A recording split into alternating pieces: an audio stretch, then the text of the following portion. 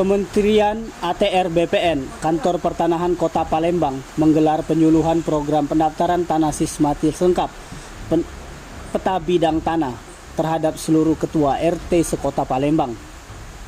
Program penyuluhan nasional yang dilaksanakan di setiap kelurahan ini guna membantu masyarakat dalam kepengurusan sertifikat tanah, hak milik serta memfasilitasi ulang yang sertifikat untuk memastikan terdaftar di BA dan Pertanahan Nasional.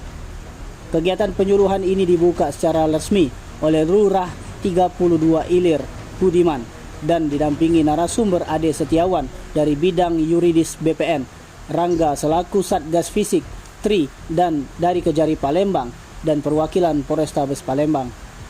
Ade Setiawan dari bidang yuridis BPN Palembang mengatakan tujuan dari program PTSL untuk pendataan dan pemetaan kelurahan lengkap baik yang sudah bersertifikat maupun yang belum.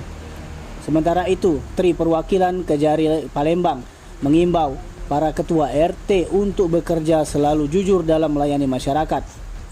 Imbauan hampir sama dikemukakan Lurah 32 Ilir Budiman kepada ketua RT.